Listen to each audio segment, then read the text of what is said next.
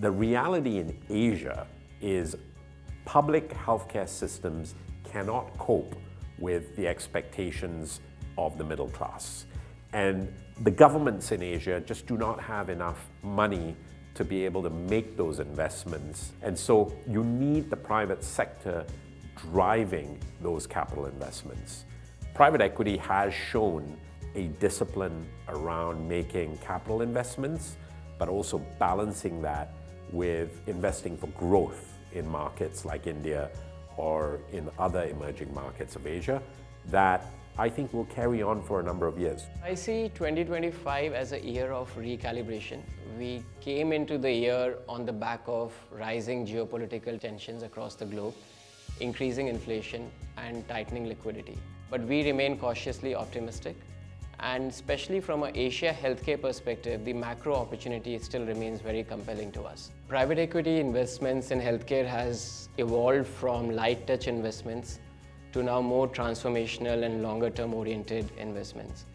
Most private equity firms are realizing that the gestation period to build high quality healthcare businesses is long enough and are getting involved and engaged with these companies in operational efficiencies, in driving consolidation, to build winners for the future.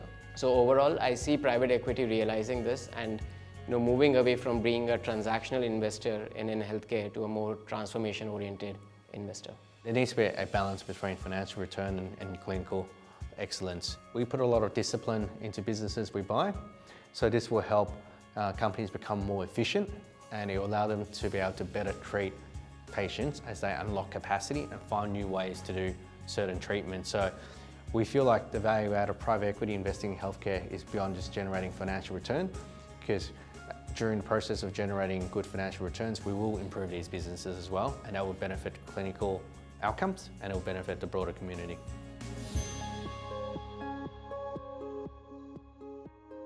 We think that time has arrived in Asia where investing is no longer by country, but it's cutting across themes that consistently run across the region. We made a decision on the Capital Asia side to have Mitesh and Vincent be co-heads of us sectorally in the region to be able to get that better underwriting more consistently and also generate thematic sourcing. My focus is on identifying long-term sustainable investment opportunities that align with the structural shifts happening in the sector. So some of the key trends that we are watching and which are driving our investment thesis are, number one, growing access and demand for quality healthcare in the continent.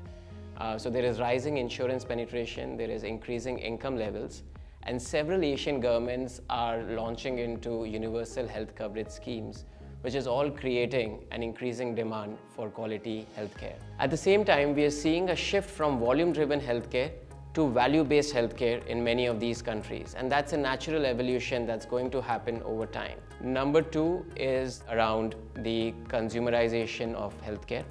So at the top end of the patient funnel, we're seeing a need for prevention, for wellness. So these are consumers who are doing well, and we are now seeing growing demand for supplements, growing demand for diagnostics, and that convergence between healthcare and consumers is a second theme and trend that we are backing in Asia.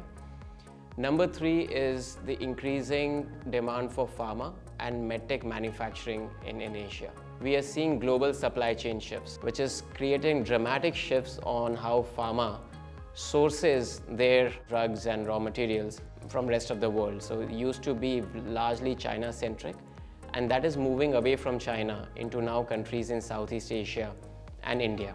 So we're seeing high level of outsourcing penetration now happening in India, which will enable scaled companies to emerge from the Indian subcontinent over the next decade. The last, big megatrend we're seeing is the use of artificial intelligence in healthcare. And a lot of that is playing out in diagnostics right now. So in particular with diagnostic imaging, we're seeing a lot of technology that helps radiologists identify abnormalities, and it saves time, so that unleashes a lot of capacity in the system to allow more people to be treated. So that's a space which we'll watch, is how artificial intelligence is going to help play a role in healthcare delivery going forward.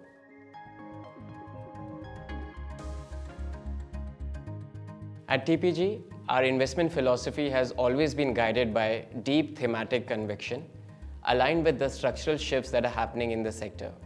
And our investment thesis has evolved over time with changing market dynamics, changing patient-provider dynamics, and the technology innovation happening in the sector. The first pillar is we will double down on sectors we know very well, but only so if these sectors are still early innings in a multi-decade structural growth tailwind. The second pillar of our strategy going forward is we're going to leverage our regionally distributed footprint and our M&A expertise to create multi-regional platforms of scale in healthcare. Novatech would be the best example.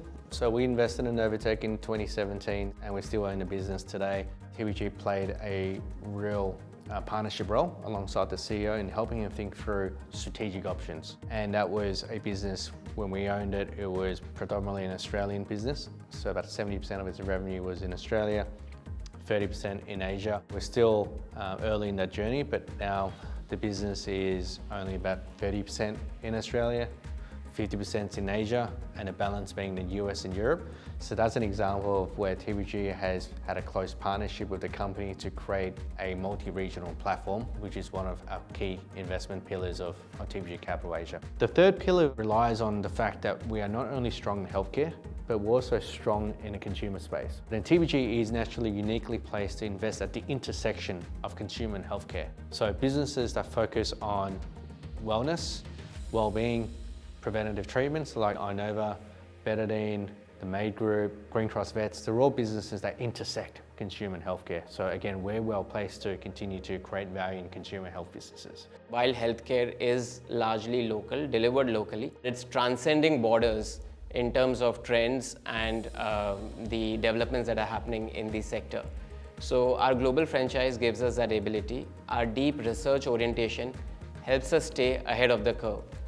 As an example, we invested in a generic bulk drug business in India as early as 2006, which was way ahead of the curve. It was a successful investment for us, bought by then a strategic pharma company.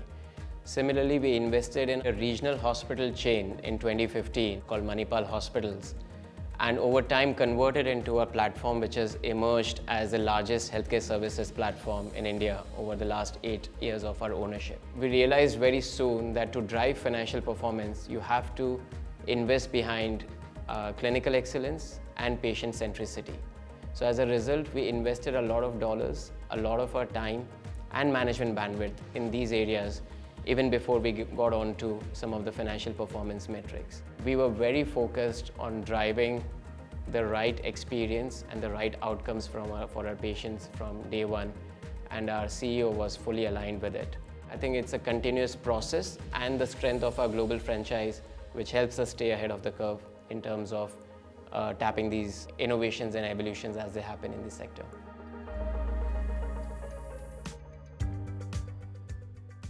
So we're still at that growth phase of healthcare services and healthcare delivery in Asia as compared to managing costs and managing efficiency that you see in developed markets. So leaders really have to be able to allocate capital and expand in a prudent way to be able to get us that higher multiple on our exit. So from an investment standpoint, healthcare is not easy because there are a lot of stakeholders. You have the patient, obviously, you have the physician, you have the provider, and typically the provider is usually the government as well. So that creates a lot of complexity. So it's a complex part of the investment universe to focus on.